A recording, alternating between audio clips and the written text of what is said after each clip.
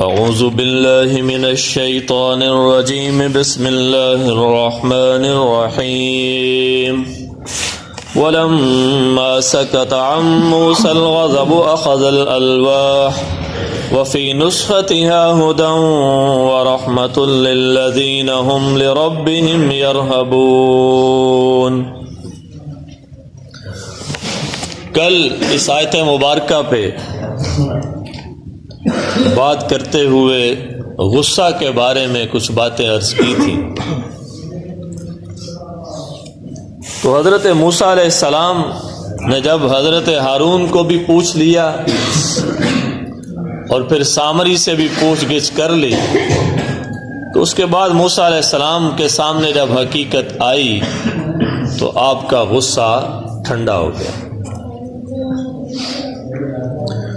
جب غصہ ٹھنڈا ہوا تو اس کے بعد وہ جو تورات کی تختیاں آپ نے رکھ دی تھیں غصے میں آ کے ایک طرف رکھ دی تھیں، تو پھر آپ نے ان کو دوبارہ پکڑ لیا اور ان کو پکڑا، اور وہ جو تختیاں تھیں ان کے اندر کیا تھا اس کا بیان ہے۔ وفی نسختها ہدی، تورات کے نسخے کے اندر ہدایت کا سامان تھا۔ ہدایت کیا تھی کہ بنو اسرائیل کو ہدایات دی گئی تھی کہ تم نے کس طرح زندگی گزارنی ہے، اور ظاہر ہے انسان کو اللہ تعالیٰ نے پیدا کیا ہے اور انسان نے چلنا کس طرح ہے یہ اللہ تبارک و تعالیٰ ہی بہتر جانتے ہیں۔ تو یہ ایک مشین، انسان بھی ایک مشین ہے، تو جس طرح مشین کو بنانے والا انجینئر اور میکینک جانتا ہے کہ یہ مشین کس طرح صحیح چل سکتی ہے، اسی طرح اللہ تبارک و تعالی ہمارے بارے میں جانتے ہیں کہ ہم کس طرح صحیح چل سکتے ہیں، اور دنیاوی اعتبار سے اور اخروی اعتبار سے ہمارا بھلا، ہمارا فائدہ کس میں، کیونکہ اللہ سے بڑھ کر ہمارا کوئی خیر خواہ نہیں۔ اللہ ہمارے خیر خواہ، ان سے بڑھ کے ہمارا کوئی بھی خیر خواہ نہیں ہے۔ جس کے اندر بھی ہمارے لیے خیر خواہی موجود ہے وہ اللہ کی دی ہوئی ہے۔ ماں باپ ہم سے جو محبت کرتے ہیں تو بھئی وہ محبت ان کے دل میں کس نے ڈالی ہے؟ اللہ نے ڈالی ہے نا۔ وہی مرد ہے، وہی عورت ہے، کسی اور کے بچے سے پیار کرتے نہیں۔ بلکہ ہماری پنجابی میں کیا محاورہ مشہور ہے، کچھ ایسے محاورے بھی سنانے پڑ جاتے ہیں کہ بچے کے اپنے تے بڈھی کی ہدی چنگی لگ دی، ہاں جی، تو یہ محاورہ مشہور ہے نا۔ تو مطلب یہ جو محبت ماں باپ کے دل میں ہے، مطلب ہماری بیٹیاں ہیں، ہماری بہنیں ہیں، شادی سے پہلے وہ ہو سکتا ہے کسی بچے کا پیشاب پخانہ دیکھے تو وہ منہ پہ ایسے رکھ لیتی ہیں، ہاں جی، ان کو بدبو آتی ہے، اسمیل آتی ہے، لیکن جب اللہ تعالیٰ ان کو اولاد کی دولت سے نوازتے تو پھر وہی لڑکی ہوتی ہے، پھر سردیوں کی طویل سرد راتوں میں اپنے بچے کو خشک جگہ پہ لیٹاتی ہے اور خود وہ بیچاری گلی جگہ پہ بھی لیٹ جاتی ہے۔ اہمی تو نہیں ماں کا درجہ بیان کیا گیا نا، کہ وہ عورت، وہ ماں جو ساری رات بچے کی تکلیف کی وجہ سے سو نہ سکے، اس کے بارے میں میرے نبی نے فرمایا کہ وہ جو عورت ہے اس سے شب قدر میں جاگنے کا ثواب ملتا ہے۔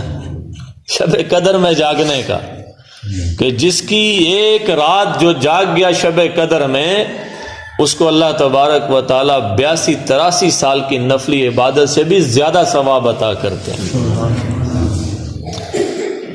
تو وہ یہ لڑکی شادی سے پہلے تو اسے کوئی بھی اگر اٹھا دیتا تھا، اس کی نیند میں خلل ڈال دیتا تھا، تو یہ اس کو مارنے کے در پہ ہو جاتی تھی۔ اس میں یہ تبدیلی کیسے آ گئی؟ تو جناب تبدیلی اللہ نے ڈالی۔ اللہ تعالیٰ نے اس کے دل کے اندر جب مامتا کا درد پیدا کیا ہے، جب مامتا کے جذبات پیدا کیے ہیں، اس کی سوچ بدل گئی ہے۔ تو اس لیے ہمارے ساتھ جو بھی دنیا میں خیر خواہ ہے وہ اللہ ہی کی وجہ سے ہے۔ تو اللہ ہمارے خیر خواہ ہیں، تو وہ بہتر جانتے ہیں کہ میرا بھلا کس میں ہے، میرا نفع کس میں ہے، میرا نقصان کس میں ہے۔ اس لیے اللہ تعالیٰ نے بنو اسرائیل کو ہدایات عطا کی اس کتاب کے اندر، کہ جن ہدایات پہ چلنے سے اور ان پہ عمل کرنے سے کیا تھا؟ بنو اسرائیل کا نفع تھا۔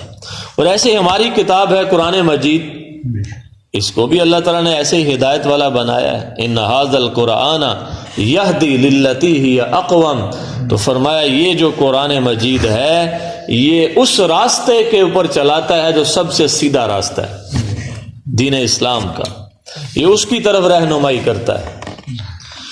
تو اس لیے فرمایا اس میں ہدایت تھی، وَرَحْمَةٌ لِّلَّذِينَ هُمْ لِرَبِّهِمْ يَرْهَبُونَ، اور اس میں رحمت کا بھی ذکر تھا ان لوگوں کے لیے جو اپنے رب سے ڈرتے ہیں۔ تو جو رب سے ڈر جاتے ہیں نا ان کے لیے رحمت ہے، جو نہیں ڈرتے ان کے لیے غضب ہے، ان کے لیے اس کا عذاب ہے، اس کی پکڑ ہے۔ جو ڈر جاتے ہیں وہ ان کو اپنی رحمت کی چادر تلے لے لیتے ہیں۔ تو اللہ کا ڈر اور خوف یہ بھی ہونا چاہیے، اور اللہ کی جہاں محبت بہت ضروری ہے ویسے وہاں پہ اللہ تعالیٰ کا ڈر بھی اور خوف بھی ہونا چاہیے، اس کی پکڑ سے بھی ڈرنا چاہیے، ورنہ تو انسان بے باک ہو جائے گا۔ جب نہ ڈر ہو جائے گا پھر وہ بے باک ہو جائے گا، پھر وہ اپنی مرضی کرے گا، پھر وہ اللہ تعالیٰ کو کوئی حیثیت نہیں دے گا۔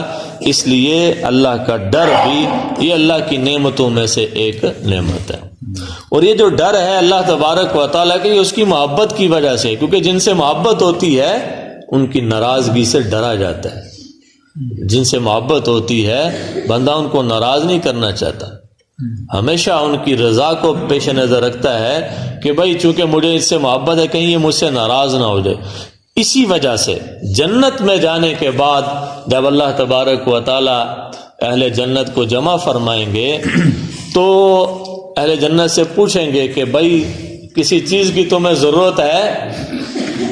جنت ایک ایسی جگہ ہے جہاں پہ کسی چیز کی کوئی کمی نہیں ہوگی۔ ما عندکم ینفد، جو تمہارے پاس ہے ختم ہو جائے گا، وما عند اللہ باق، جو اللہ کے پاس ہے وہ باقی رہنے والا ہے۔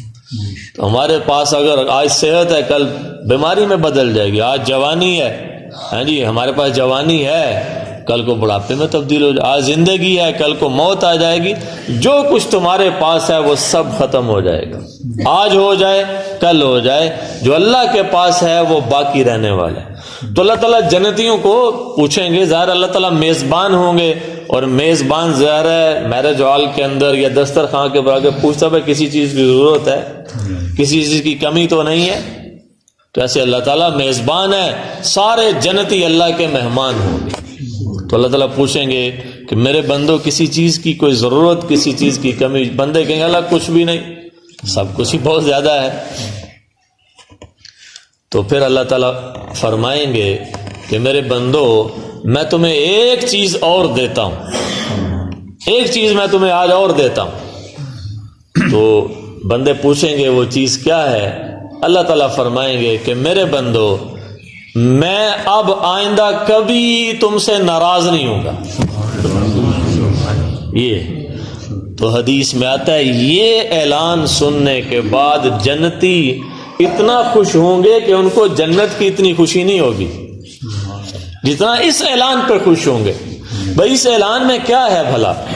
اس اعلان میں یہی ہے کہ ناراض ہو جانا ظاہر ہے یہ بہت بڑی تکلیف دہ چیز ہے کہ اللہ ناراض ہو گیا، تو اس لیے جنتی اس اعلان کے اوپر خوش ہوں گے کہ اب ہمارا رب کبھی ہم سے ناراض نہیں ہوگا، ناراضگی کا خدشہ ہی ختم ہو گیا۔ ہاں جی، تو ہم یہاں اللہ کی عبادت بھلا کیوں کرتے ہیں؟ خدشہ ناراضگی کی وجہ سے، کہیں اللہ ناراض نہ ہو جائے، کہیں اللہ ناراض نہ ہو جائے۔ صحابہ کرام کوئی ایسا کام نہیں کرتے تھے جس سے اللہ کے رسول کو تکلیف ہو، وہ کیا کہتے تھے؟ کہیں اللہ کے رسول ناراض نہ ہو جائے، کہیں اللہ کے رسول خفا نہ ہو جائے، کہیں میرے آقا جو ہے مجھ سے ناراض نہ ہو جائیں۔ صحابہ کرام یہی سوچ سوچ کے زندگی گزارتے رہے۔ تو اس لیے اللہ کا ڈر یہ بھی ایک بہت بڑی نعمت ہے، تو جس کے دل میں یہ آ جاتا ہے تو پھر وہ اللہ کی نافرمانی سے اپنے آپ کو بچاتا ہے۔ میرا رب مجھ سے ناراض ہو جائے گا، اور رب ناراض ہو گیا تو پیچھے پہ رہ کیا جائے گا؟ تو اس لیے فرمایا وہ جو تورات کا نسخہ ہے اس میں ہدایت بھی ہے، رحمت بھی ہے۔ کن کے لیے؟ ان کے لیے جو اپنے رب سے ڈرتے ہیں، ان کے لیے رحمت ہے۔ تو اللہ کا مقابلہ کون کر سکتا ہے؟ تو مقابلہ تو ہم کر نہیں سکتے، تو بہتر یہی ہے اس سے ڈر کے اس کی بندگی میں آ جائیں، اس کے سامنے جھک جائیں، جس کے سامنے بڑے بڑے پیغمبر جھک پڑے، ہاں جی، بڑے بڑے پیغمبر، بڑے بڑے اولیاء، اتقیاء، اغیاث، ابدال جو اس کے سامنے جھکتے ہیں، تو پھر ہم ہمارے لوگوں کو تو پھر زیب ہی نہیں دیتا۔ تو اس لیے ہمیں چاہیے کہ ہم اس رب سے ڈریں اور اس کے ڈر کو اپنے دل کے اندر بیٹھا کے رکھیں، اور جہاں کہیں اس کی ناراضگی کا موقع آئے کہ اس سے میرا رب ناراض ہوگا، وہاں سے اپنا ہاتھ پیچھے کھینچ لیں، اپنا پاؤں پیچھے ہٹا لیں، اپنی خواہش کو، اپنی مرضی کو دفن کر دیں۔ اور بندہ کامل تب ہی بنتا ہے جب وہ اپنی انا کو، اپنی میں کو، اپنی ذات کو ختم کر دیتا ہے۔ جہاں ذات موجود ہے وہاں تو پھر کچھ بھی نہیں۔ حضرت شمس تبریز رحمۃ اللہ علیہ، جلال الدین رومی، ہاں جی، تو مولانا جلال الدین رومی ان کو کہتے ہیں کہ مجھے اپنا مرید کر لیں۔ تو حضرت شاہ شمس تبریز جو تھے وہ بڑے صوفی قسم کے، درویش قسم کے بزرگ تھے۔ تو یہ گئے، مولانا جلال الدین رومی پڑھا رہے تھے اور کتابیں ایک تالاب کے پاس بیٹھ کے پڑھا رہے تھے، اور ان کے پاس کتابوں کا ڈھیر لگا ہوا تھا۔ تو شاہ شمس تبریز رحمۃ اللہ علیہ وہ آئے اور پھٹے پرانے کپڑے پہنے ہوئے، اور وہ دیکھا کہ کلاس لگی ہوئی ہے، جیسے آپ بیٹھے ہیں، میں پڑھا رہا ہوں، میں درس دے رہا ہوں، ایسے کلاس لگی ہوئی ہے۔ تو وہ جناب دیکھا کہ مولانا جلال الدین رومی بڑا علم بکھیر رہے ہیں، جیسے ہم لوگ بڑے جو ہے نکتے بیان کرتے ہیں۔ تو علم کا تکبر بھی انسان کو لے ڈوبتا ہے۔ تو وہ جناب ایسے گردن اکڑی ایسے ایسے علمی نکتے بیان کر رہے ہیں۔ تو شاہ شمس تبریز رحمۃ اللہ علیہ آئے اور ان کے پاس آ کے کہتے ہیں، کتابوں کی طرف نہ دیکھ کے کہا یہ کیا ہے؟ تو مولانا رومی نے دیکھا یہ بابا کہاں سے آ گیا، ہاں جی، ڈنگوری پکڑی ہوئی ہے، تھیلا لٹکایا ہوا ہے۔ تو انہوں نے کہا یہ وہ ہے جس کا تمہیں پتہ نہیں ہے، یہ وہ ہے جس کا تمہیں پتہ نہیں ہے۔ اچھا، تو وہ جو شمس تبریز رحمۃ اللہ علیہ تھے انہوں نے وہ جلال میں آ گئے، انہوں نے وہ ایک پاؤں سے ٹھوکر ماری، ساری کتابیں ندی کے اندر، وہ جو تالاب کے اندر۔ تو وہ کتابیں جو تھی نا اس وقت ذرا سیاہی سے لکھتے تھے، تو پانی میں گئی تو کتاب ختم۔ اس لیے کہتے ہیں نا جب ہلاکو خان نے بغداد پہ حملہ کیا تھا تو کتب خانے تھے بڑے بڑے علمی ذخیرے اس نے دریا دجلہ کے حوالے کر دیے تھے۔ تو دریا دجلہ کا پانی سیاہ ہو گیا تھا، کالا ہو گیا تھا، نسخے گھل گئے، سیاہی گھل گئی پانی کے اندر۔ تو وہ ساری وہ کتابیں جب گئی تو مولانا رومی کہ ہائے میرا علم، میرا علم ضائع کر دیا تو نے۔ تو حضرت جو شمس تھے وہ اترے نیچے تالاب میں اترے، اور ایک ایک کتاب کو ایسے پکڑ کے نا ایسے جھاڑ جھاڑ کے ایسے مار مار کے نا ہاتھ پہ، تو اندر سے نا گرد اڑ رہی تھی، مٹی اڑ رہی سی پہ اندر سے۔ تو پانی میں کتاب گرے اور جب نکلے تو اس میں سے مٹی اڑ رہی، اور بڑی حیرانگی کی بات ہے نا۔ تو جب ایسے مٹی ان میں سے اڑ رہی تھی اور ایسے جھاڑ جھاڑ کے نا تو ایسے رکھ رہے تھے، تو پھر مولانا رومی نے پوچھا این چیز یہ کیا ہے؟ تو انہوں نے فرمایا این او است کہ تو نمی داند، یہ وہ ہے جو تو نہیں جانتا۔ پہلے تو نے یہ کہا تھا نا یہ وہ ہے جو تو نہیں جانتا، پھر انہوں نے فرمایا یہ وہ ہے جو تو نہیں جانتا۔ یہ کہہ کے نا وہ باہر نکل گئے۔ اب مولانا رومی جناب پیچھے کتابیں چھوڑی، کلاس چھوڑی، ہاں جی، مریدین کو چھوڑا، شاگردوں کو چھوڑا، پیچھے چلے۔ انہوں نے کہا میں آپ کے ساتھ آنا چاہتا ہوں۔ کہا تم میرے ساتھ نہیں آ سکتے۔ عجیب واقعہ سنانے لگا ہوں، اس کا غلط مطلب نہ لیجئے گا۔ انہوں نے کہا اچھا ہمارے پیچھے آنا چاہتے ہو؟ جو کہ مولانا رومی نا بڑے مشہور شخص تھے، اپنے علاقے میں بڑے مشہور شخص تھے۔ کہا میرے پیچھے آنا چاہتے ہو؟ کہا جی بالکل آپ کے پیچھے آنا چاہتا ہوں۔ تو فرمایا جاؤ کہیں سے شراب کا ایک پیالہ لے کے آؤ، سرے بازار اس کو پیو۔ سرے بازار یہ صوفیہ کا طرز ہوا کرتا تھا۔ وہ کہتا لا حول ولا قوت الا باللہ، لا حول ولا قوت الا باللہ۔ کہا کیا ہوا؟ کہا نہیں میں اتنا بڑا عالم سرے بازار پیوں گا لوگ کیا کہیں گے؟ تو فرمایا تمہارے پاس علم تو آ گیا، انا نہیں گئی، انا نہیں گئی کہ میرے بارے میں لوگ کہیں گے اتنا بڑا عالم ہو کے دیکھو کیا کر رہا ہے۔ کہا ہمارے ساتھ وہ چلے جو اپنی انا کے اوپر چھری چلا چکا ہو۔ کہا اچھا یہ نہیں کرتے، مشکل کام ہے تھوڑا، چلو ایسا کرو قاضی کے پاس جاؤ اور قاضی سے جا کے یہ کہو کہ ایک دن کے لیے اسے اجازت لے آؤ، میرے لیے شراب کو حلال کر دے۔ توبہ توبہ توبہ توبہ استغفار، یہ آپ کیا کر رہے ہیں؟ ایسا نہیں ہو سکتا۔ قاضی کے پاس کس منہ سے چلے؟ وہ کہے گا مولانا کیا ہو گیا آپ کو؟ تو کہا جاؤ، میرا اور تمہارا راستہ ایک نہیں ہو سکتا۔ کیوں؟ کیونکہ پھر تمہاری انا تمہارے آڑے آ گئی۔ تو بعد کے جو شارحین ہیں انہوں نے لکھا کہ اس واقعے میں وہ ان کو پلانا نہیں چاہتے تھے، صرف آزمائش تھی کہ یہ بندہ اپنی انا کو قربان کر سکتا ہے کہ نہیں کر سکتا، اپنی میں کو مار سکتا ہے کہ نہیں مار سکتا۔ تو وہ انہوں نے کہا تم میرے ساتھ نہیں چل سکتے۔ تو سب سے پہلی جو قربانی ہے اللہ کی محبت، اس کو ملتی ہے جو اپنی ذات کی نفی کر دیتے۔ ایک بزرگ تھے نا، ان کا تقوی بڑا مشہور تھا اور ان کے بارے میں مشہور تھا یہ اکثر روزے سے رہتے ہیں۔ تو وہ جناب گئے اور گزر رہے تھے تو لوگ ان کے استقبال کے لیے، ایک شخص نے آواز دی آ جاؤ میں تمہیں وہ اللہ کا ولی دکھاؤں جو روزانہ روزہ رکھتا ہے، ساری رات جاگتا ہے، آ جاؤ۔ وہ آواز دی، اس نے آ جاؤ، یہ آواز ان کے کانوں میں پڑی تو تھیلا تھا پاس، اس میں روٹی پڑی ہوئی تھی، تو روٹی کا ٹکڑا نکال کے نا اس کو کھانا شروع کر دیا۔ مرید سے ساتھ انہوں نے کہا بابا جی یہ کیا کیا آپ نے؟ آپ کا تو روزہ تھا۔ تو کہا تم نے آواز نہیں سنی وہ کیا کہہ رہا ہے؟ آ جاؤ میں تمہیں اللہ کا ایسا ولی دکھاؤں جو سارا سال روزے سے رہتا ہے۔ تو جب اس نے یہ نعرہ لگایا تو میرے اندر میرے نفس نے مجھے کہا کہ تیری کیا بات ہے، دیکھ لوگ تجھے کس حیثیت سے جانتے ہیں۔ فوراً میرے نفس نے میرے اوپر حملہ کیا کہ دیکھو تمہارے تقوی کا، تمہارے روزہ داری کا کتنا چرچا ہو گیا ہے، کیا شان ہے تمہاری۔ میرے نفس نے میرے اوپر حملہ کیا، میں نے فوراً اپنے نفس کا علاج کیا، میں نے سب کے سامنے کھانا شروع کر دیا، روزہ توڑ دیا، نفلی روزہ توڑ دیا، پھر قضا رکھ لوں گا۔